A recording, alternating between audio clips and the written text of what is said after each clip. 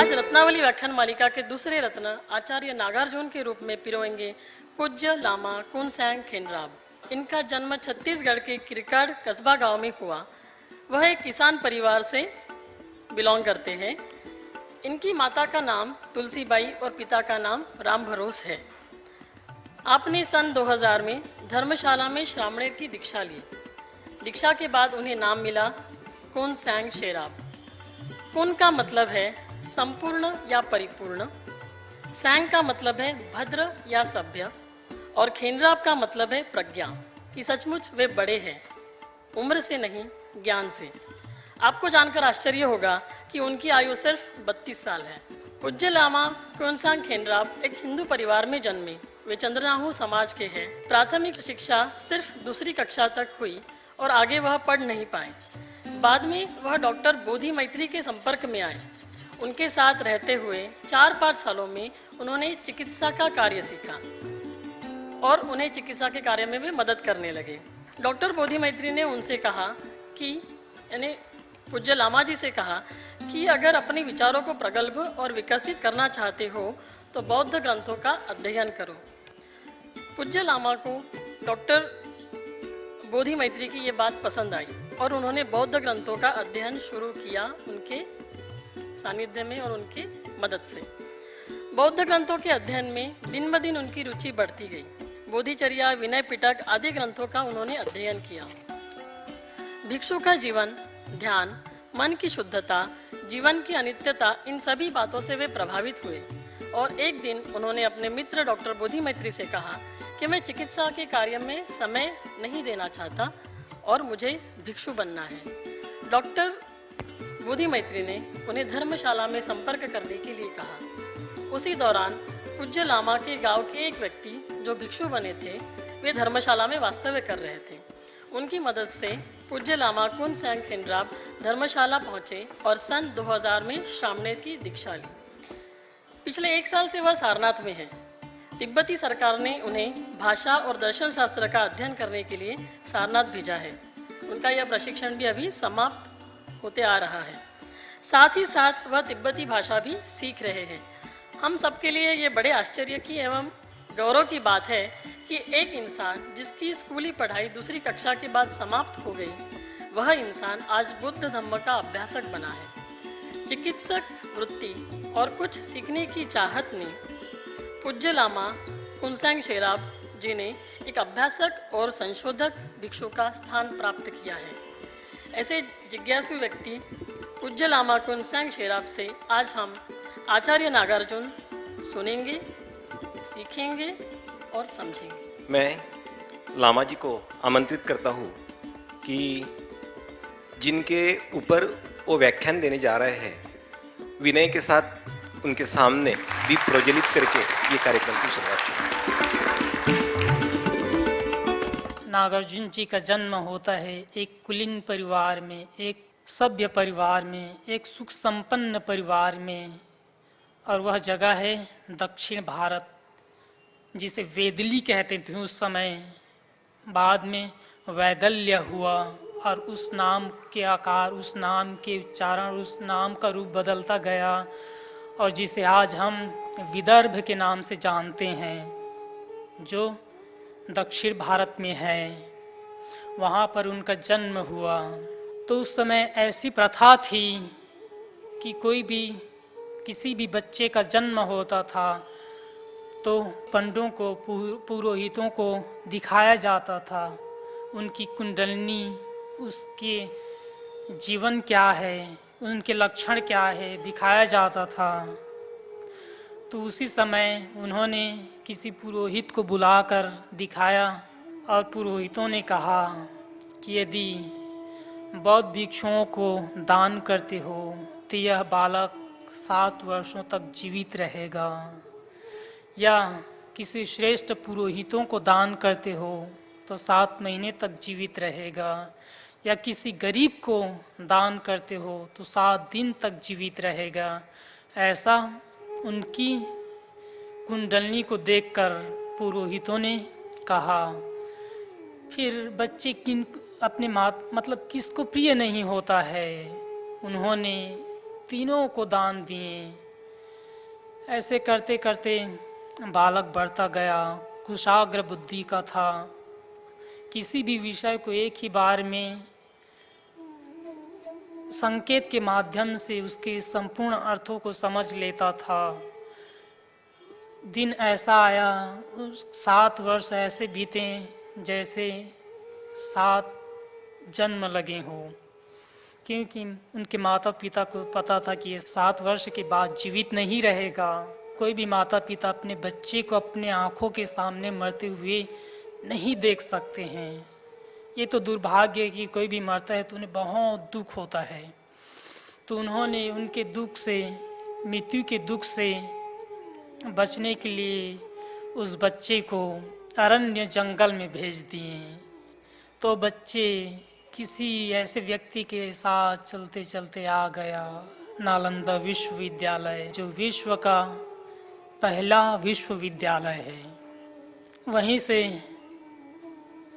फिर एक ऐसे भिक्षु से उनका सामना होता है, और भिक्षु का नाम है राहुल भद्र, जो उनके अध्यापक हुए नागार्जुन जी का।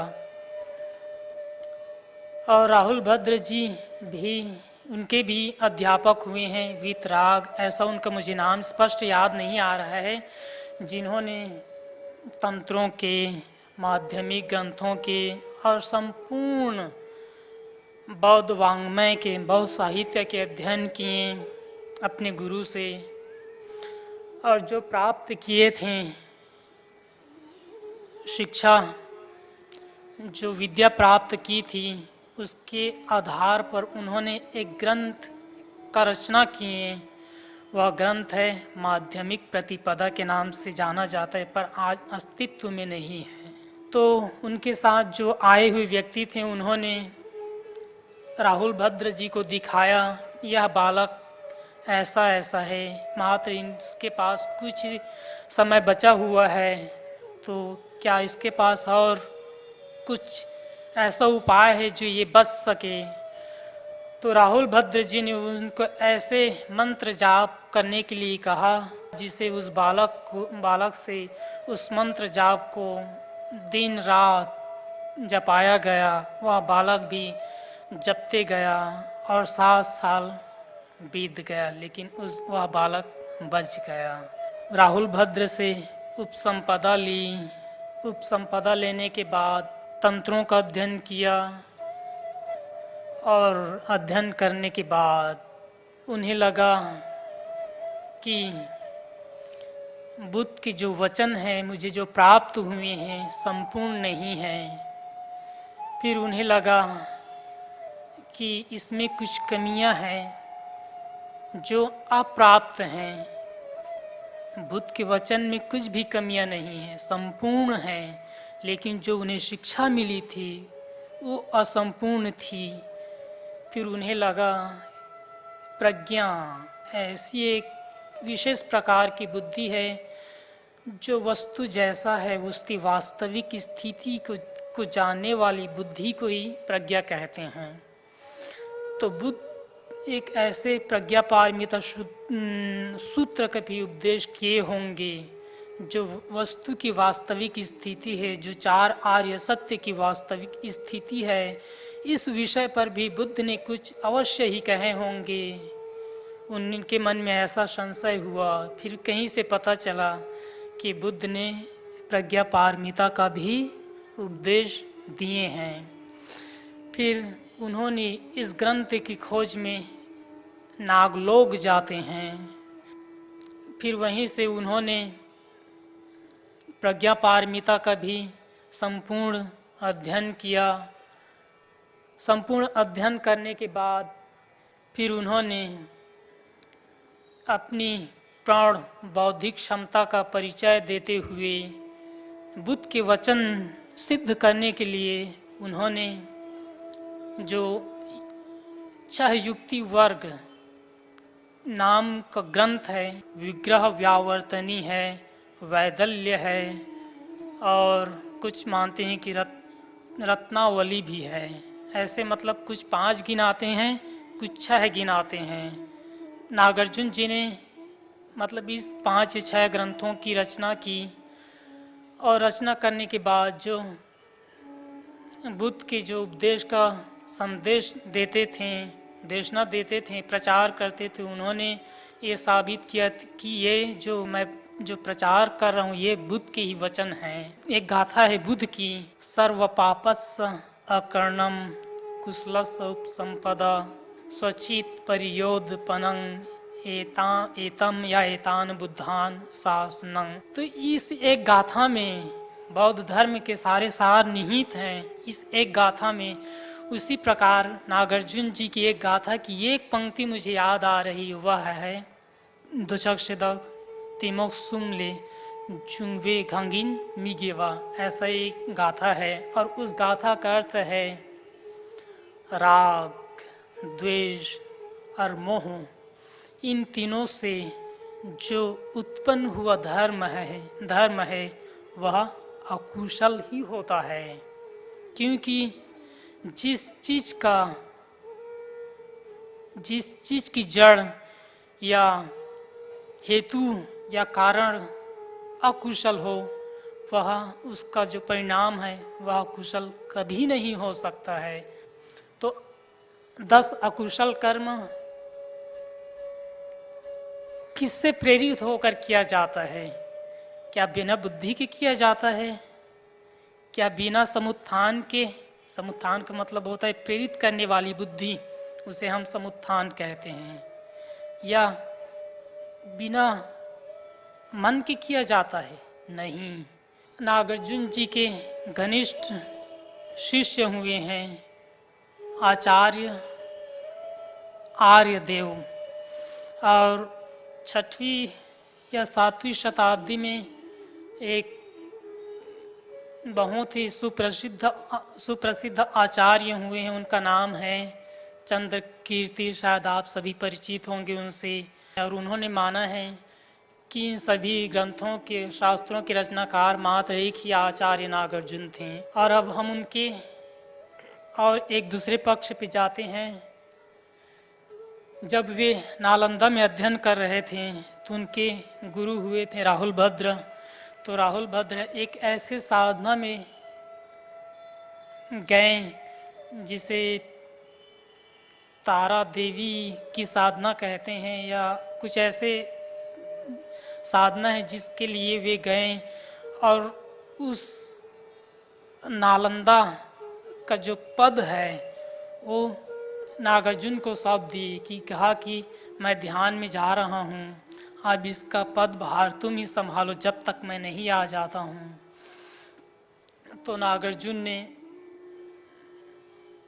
वहाँ पर अपने कार्यकाल के भार में, पद के कार्यकाल के मतलब कार्यकाल के काल में उन्होंने बहुत सारे ऐसे और अन्य ग्रंथों का रचनाएं किए और बहुत सारे ऐसे विद्याओं का अर्जन किए जिससे वे सोना बना पाने में सक्षम हुए।